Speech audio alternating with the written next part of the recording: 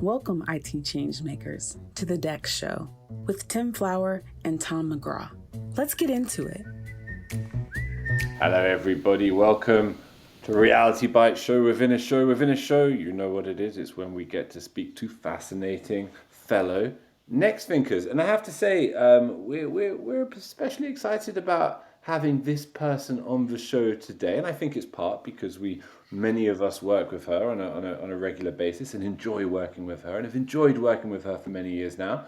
But I think it's also in part because she kind of knocked us back a couple of times. You know, I don't want to let the secret out, but Katharine Dahl, you may be a bit shy to come on Reality Bytes. Was that it? It wasn't any other reason. Are you sure? Oh, it's because I actively don't like you, Tom. That's it. Oh my God, I walked into that. Well, what about all the other lovely people on the I Reality? was told I was just speaking with Tim. I Oh, see. Catherine, we can bail out and just have a one-on-one if you want. Don't embarrass me, guys. Oh no, I've walked into this one. But welcome, Katharine. It is always a pleasure to work with you. And it's a pleasure to welcome you to Reality Bytes and the DEX Show for the first time. Thank you so much. And to answer your question truthfully, it's because I'm such a big fan of this show, and I didn't want to ruin it by joining and having to listen to myself. But I'm very excited to be here, and I appreciate you both making the time. Lovely. It's not just the two of us, Katharine. Tim and I here, but we've got Megan and Oriana who are excited to ask you some questions too, and we'll hear from them shortly. But listen, obviously today is a special day, Katharine. We'll be releasing this in a week's time, but today is the official launch day of Adopt, and I guess a good place to start is to introduce yourself to our listeners and just tell us what you have to do with this illustrious launch. Yes, absolutely. So as you mentioned, I've worked with you and the team here for a while now. I've been at Nexthink about 4 years. And I actually joined in September 2020. And as a product marketer, whenever you're evaluating companies and your roles, it's your job's easiest when you're working with the best products. And somebody who had just transitioned to full remote work, stuck working at home, I really saw the value in Nexthink. And I've been excited to be on the team ever since and really work on such wonderful products that we deliver here. And the reason you invited me on today was to talk about Nexthink Adopt, which is our new digital adoption solution that is launching on June 25th, the day of recording. So I'm a little excited, a little stressed, but excited to be here and kind of tell all your listeners about what digital adoption is and what it means for IT teams and the DEX changemakers. Excellent. So, Catherine, it's about time you made it on the show. I'm really glad that you're here. Love talking about our products, especially with smart, intelligent people that know what's going on. So, let's start with a big question. Describe the modern workplace. So I'm going to go a little more, I'll narrow it down a little bit for you. Talk about where employees, or even IT for that matter, continue to struggle even though they have a DEX platform. Talk about the issues that make this Adopt announcement so important to employees' workplace. Absolutely. So as all of us know, more and more every day we're using new applications. Just even recording this podcast is a new application I've never been in before. And the studies and the research really shows that the number of apps has more than doubled since 2019 and increasing every day. And as a result, our workers' behavior has changed as well. So we're spending more and more time in these applications, and we're toggling between them, sometimes up to as many as 12,000 times a day, based on the latest Gartner research. So before, what we thought of applications and how they service the employees as a great enabler, they've more and more now become the great inhibitor. So even for customers that have a DEX platform, the IT teams are limited in what they can do to kind of support that in-app experience. And that's where a solution like Nexthinker Adopt comes in, where it can be an overlay into the application to really guide the user and kind of the most efficient and best way to use those applications. And so DEX helps with managing performance and identifying usage, but it doesn't help the employee actually use the application. It can be a great performing application, but if it's clumsy or they don't know how to use it or they can't navigate, IT doesn't know it, the employee struggles. I think it's a great addition to our portfolio. So I think folks probably know something about me, that I hate tech buzzwords. They're too easy to use. They're easy to lean on and not really know what they mean. They're easy to misuse. They morph their meaning over time. AI is a great example of that. Everyone's got a different definition of AI. But there's a buzzword or a phrase that comes up frequently when we talk about adoption of applications or digital adoption, and that's digital dexterity. What's your definition? And do you think it's an empty phrase, or does it really help describe what we're talking about? I'm kind of from the same camp as you, Tim. I think phrases like digital friction, digital dexterity are kind of a new way of pointing to old problems, where it really comes down to ease of use and the ability for employees to do their job. But I did, to make sure I was, informed for this podcast, I looked up a few definitions of digital dexterity, and they kind of defined it as the ability or willingness of employees to adapt to existing and emerging technologies.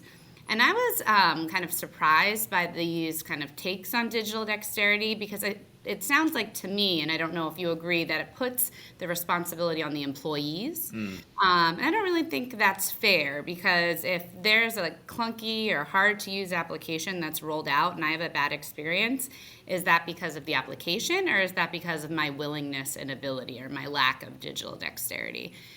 So that's where that word, I think it puts too much onus on the employees to keep up to date with the latest trends and technology, and not enough onus on the applications or the team supporting them to make it a good experience for the employee. And part of that is learning something new, right? Even a version change can bring in new features, new navigation. And we all know people don't like to change, including me. I'm very set in my ways. But especially with technology that they've invested so much time and effort in learning the current stuff, and then throwing some of that away and having to learn something new, that change is hard.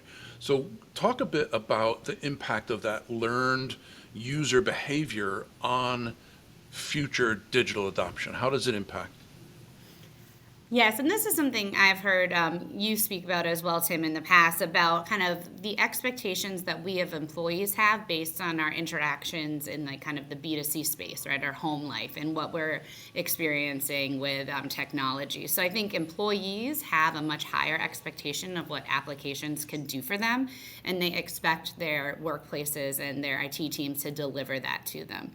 But I think it's certainly always a balancing act, because people are people, and what's the expression? Picnic, problem in share, not in computer. And I know on past podcasts, this team has talked about AI, ChatGPT, and kind of all the transformational technology that's out there today. But I know for myself, I haven't used ChatGPT in a while because I don't know my password. And that was too much of a barrier for entry for me. So I think it's up to these organizations to understand that there's people, real humans behind the keyboard, and they, whether it is a new or exciting technology, there's still that same behavior and a lot of competing priorities, and they just want to get their job done as fast as possible. And if they have to learn a new process or a new system or a new technology, that's preventing that. So kind of understanding where the employees are coming from so we can meet them where they are.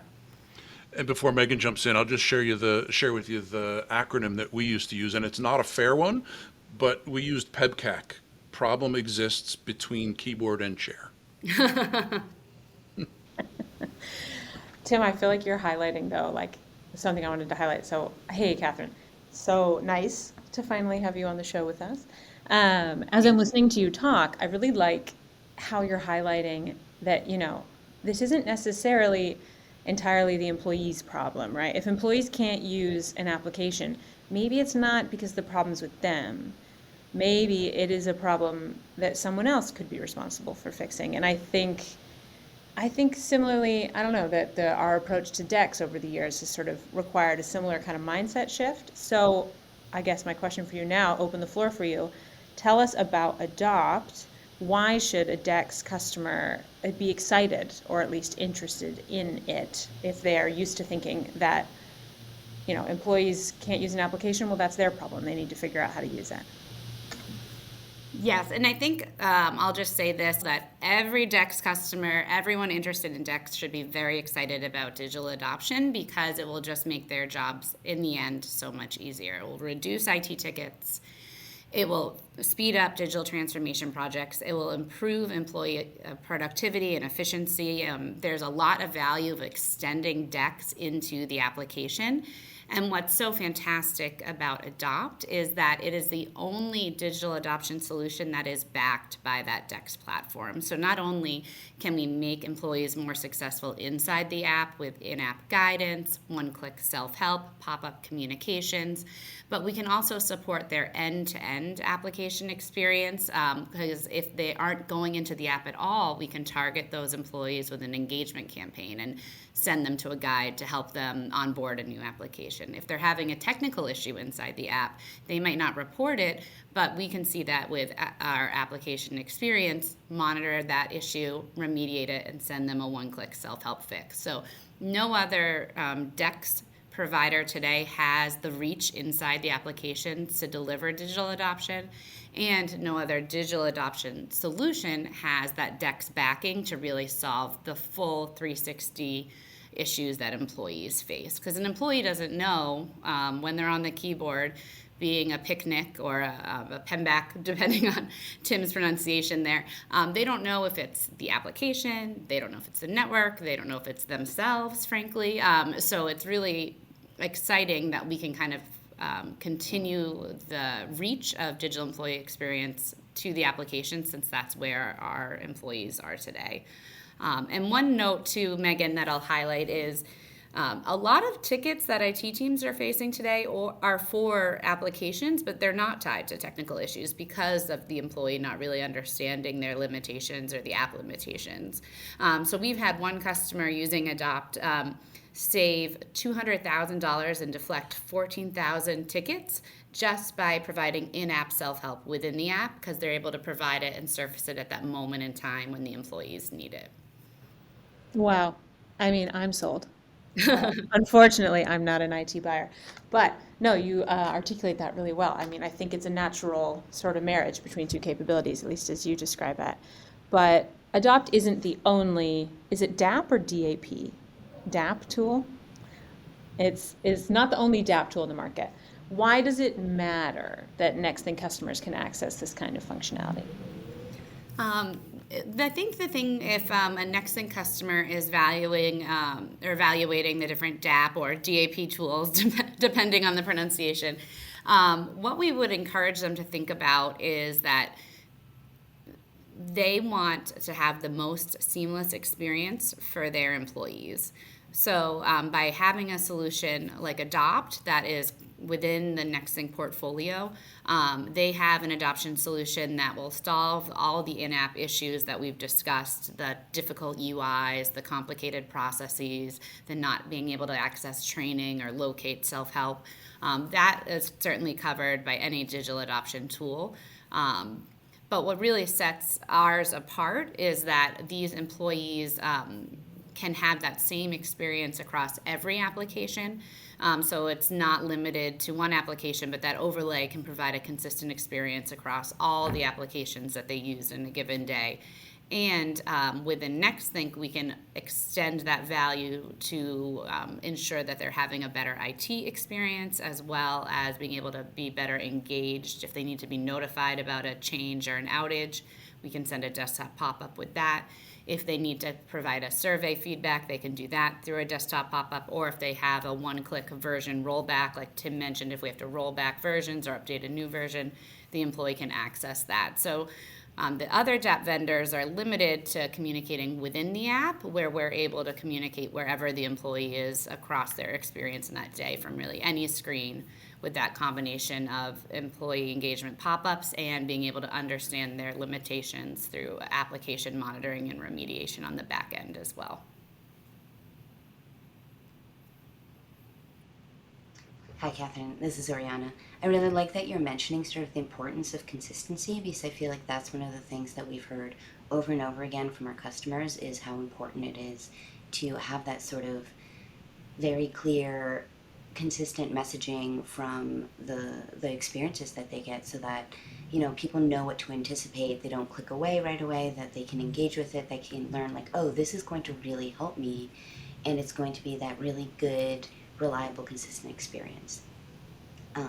So just wanted to highlight that because it is something that I hear so often.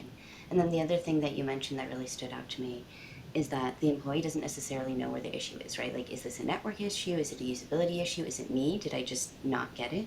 And I think that's something we've also heard a lot of, and just really stands out to me as this huge need that we're hearing.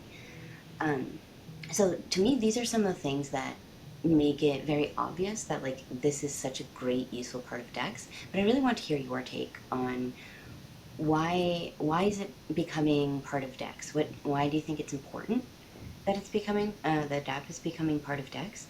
And what do you think it tells us about the future of the direction that DEX is going, especially with these big changes, like the huge increase in software that you mentioned earlier?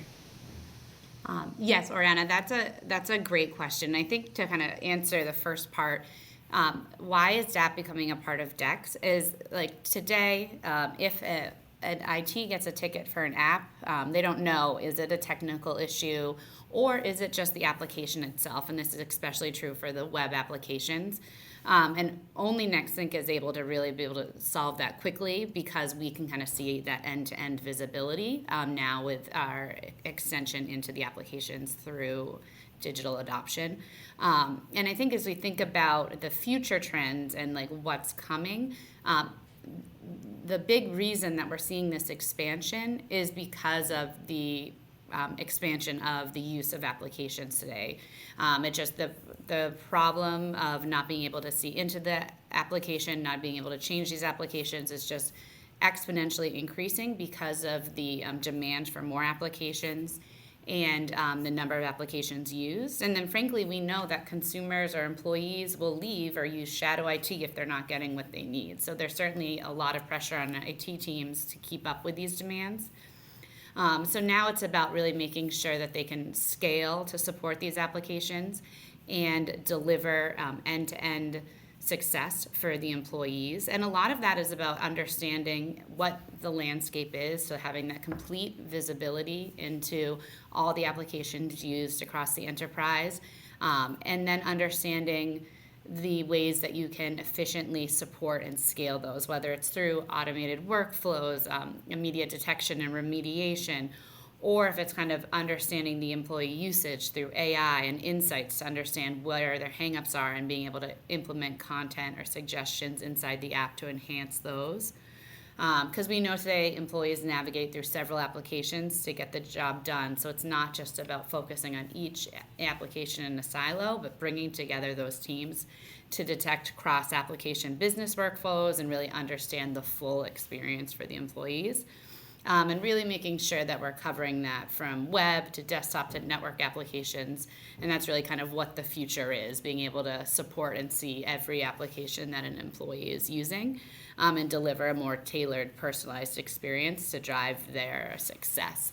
Because, for example, with targeting today, it's certainly something Adopt can do. We can look at the role, the location, and really tailor their experience inside the app to that.